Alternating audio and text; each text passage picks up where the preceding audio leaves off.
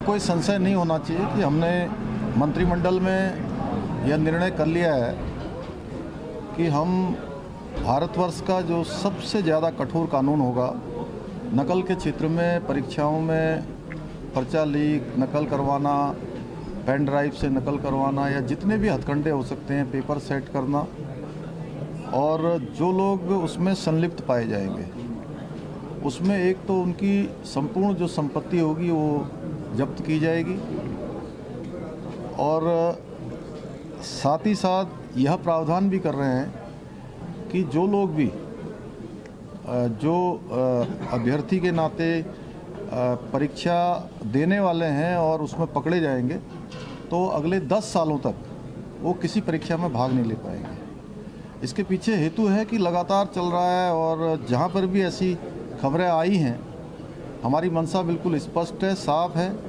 कि हम 1% का भी 0.01% का भी कोई भी इसमें समझौता नहीं करना चाहते। ये पारदर्शी होनी चाहिए और जितनी भी गंदगी है पुरानी वो सारी गंदगी साफ हो और एक नया अध्याय इस क्षेत्र में शुरू हो। उसके लिए ज़रूर हमको मशक्क़त करनी पड़ रही है। मैं सबसे कहना चाहता हूँ कि हमारी मंशा भी स्पष्ट है, हमारी नीयत भी स्पष्ट है और हम काम भी बिल्कुल स्पष्ट करना चाहते हैं। अभी आना जाना ये अलग विषय है, लेकिन सभी को इस समय एक तो उत्तराखंड के जोशीमठ की जो घटना है, जोशीमठ की घटना को लेकर पूरे उत्तराखंड के अंदर आने वाले लोग, देश भर के आने वाले लोग, उनमें कोई संदेह की स्थिति पैदा ना हो, ऐसा सभी जिम्मेदार लोगों को करना चाहिए कि जोशीमठ में मैं बार बार कह रहा हूँ कि 70% जो वहाँ का आम जनजीवन है वो सामान्य है। वहाँ की सब दुकानें खुली हुई हैं, सारे काम चल रहे हैं।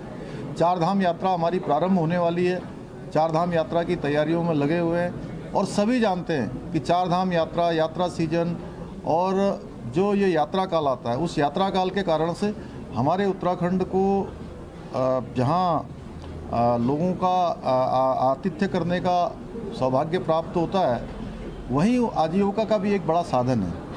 इस नाते कहीं पर इतनी गड़बड़ नहीं है जितना उसको प्रदर्शित किया गया है। मैं सभी से कहना चाहता हूँ कि ये ज़रूर ध्यान रखें कि राजनीति और अन्य चीज़ें करते समय कि कहीं उत्तराखंड के उन लोगों के साथ जिनका काम चलता है, जिनका अपना व्यापार चलता है, या मैं कहूँ कि आजीविका चलती है, कहीं उसको कहीं जाने अनजाने में कोई नुकसान तो नहीं पहुँचना है।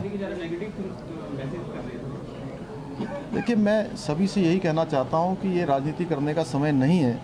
सब लोग सहयोग करें, हम सबका स्वागत करते हैं। हम कोई दलगत भावना से काम नहीं कर रहे हैं। सरकार जो भी काम कर रही है वहाँ पर सबको साथ में लेकर कर रही है, और वहाँ जिलाधिकारी के उसमें एक जो कमेटी हमने बनाई है, उस कमेटी में हमने सभी स्टेक होल्डरों को रखा है और उनके जो सुझाव आ रहे हैं, उनकी जो राय आ रही है, उसी के आधार पर हम आगे बढ़ेंगे। 8 संस्थान वहाँ पर काम कर रहे हैं और जैसे ही उनकी रिपोर्ट आएगी उसके आधार पर हम पुनर्वास इत्यादि की जो कार्रवाई है उसको ठोस रूप देने के लिए भी आगे बढ़ेंगे।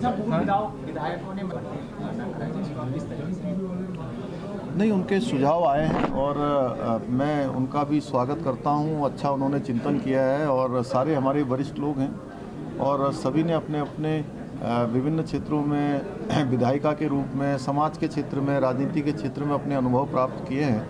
उनके अनुभवों का निश्चित रूप से लाभ लेंगे। किसी को कोई संशय नहीं होना चाहिए कि हमने मंत्रिमंडल में यह निर्णय कर लिया है कि हम भारतवर्ष का जो सबसे ज़्यादा कठोर कानून होगा नकल के क्षेत्र में, परीक्षाओं में पर्चा लीक, नकल करवाना, पेन ड्राइव से नकल करवाना या जितने भी हथकंडे हो सकते हैं, पेपर सेट करना, और जो लोग उसमें संलिप्त पाए जाएंगे उसमें एक तो उनकी संपूर्ण जो संपत्ति होगी वो जब्त की जाएगी, और साथ ही साथ यह प्रावधान भी कर रहे हैं कि जो लोग भी जो अभ्यर्थी के नाते परीक्षा देने वाले हैं और उसमें पकड़े जाएंगे तो अगले 10 सालों तक वो किसी परीक्षा में भाग नहीं ले पाएंगे। इसके पीछे हेतु है कि लगातार चल रहा है, और जहाँ पर भी ऐसी खबरें आई हैं हमारी मंशा बिल्कुल स्पष्ट है, साफ है कि हम 1% का भी 0.01% का भी कोई भी इसमें समझौता नहीं करना चाहते। ये पारदर्शी होनी चाहिए और जितनी भी गंदगी है पुरानी, वो सारी गंदगी साफ हो और एक नया अध्याय इस क्षेत्र में शुरू हो। उसके लिए ज़रूर हमको मशक्क़त करनी पड़ रही है। मैं सबसे कहना चाहता हूँ कि हमारी मंशा भी स्पष्ट है, हमारी नीयत भी स्पष्ट है और हम काम भी बिल्कुल स्पष्ट करना चाहते हैं। अभी आना जाना ये अलग विषय है, लेकिन सभी को इस समय एक तो उत्तराखंड के जोशीमठ की जो घटना है, जोशीमठ की घटना को लेकर पूरे उत्तराखंड के अंदर आने वाले लोग, देश भर के आने वाले लोग, उनमें कोई संदेह की स्थिति पैदा ना हो, ऐसा सभी जिम्मेदार लोगों को करना चाहिए। कि जोशीमठ में मैं बार बार कह रहा हूँ कि 70% जो वहाँ का आम जनजीवन है वो सामान्य है। वहाँ की सब दुकानें खुली हुई हैं, सारे काम चल रहे हैं। चार धाम यात्रा हमारी प्रारंभ होने वाली है, चार धाम यात्रा की तैयारियों में लगे हुए हैं और सभी जानते हैं कि चार धाम यात्रा, यात्रा सीजन और जो ये यात्रा काल आता है, उस यात्रा काल के कारण से हमारे उत्तराखंड को जहाँ लोगों का आतिथ्य करने का सौभाग्य प्राप्त होता है, वहीं आजीविका का भी एक बड़ा साधन है। इस नाते कहीं पर इतनी गड़बड़ नहीं है जितना उसको प्रदर्शित किया गया है। मैं सभी से कहना चाहता हूं कि ये ज़रूर ध्यान रखें कि राजनीति और अन्य चीज़ें करते समय कि कहीं उत्तराखंड के उन लोगों के साथ जिनका काम चलता है, जिनका अपना व्यापार चलता है या मैं कहूं कि आजीविका चलती है, कहीं उसको कहीं जाने अनजाने में कोई नुकसान तो नहीं पहुंचना है। देखिए, मैं सभी से यही कहना चाहता हूं कि ये राजनीति करने का समय नहीं है।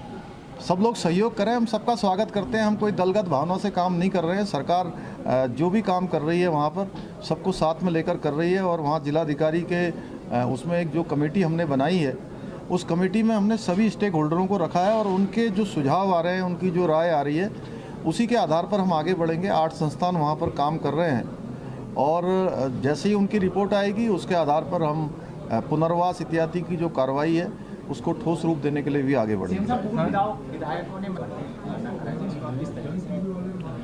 नहीं, उनके सुझाव आए हैं और मैं उनका भी स्वागत करता हूं। अच्छा उन्होंने चिंतन किया है और सारे हमारे वरिष्ठ लोग हैं और सभी ने अपने अपने विभिन्न क्षेत्रों में विधायिका के रूप में, समाज के क्षेत्र में, राजनीति के क्षेत्र में अपने अनुभव प्राप्त किए हैं। उनके अनुभवों का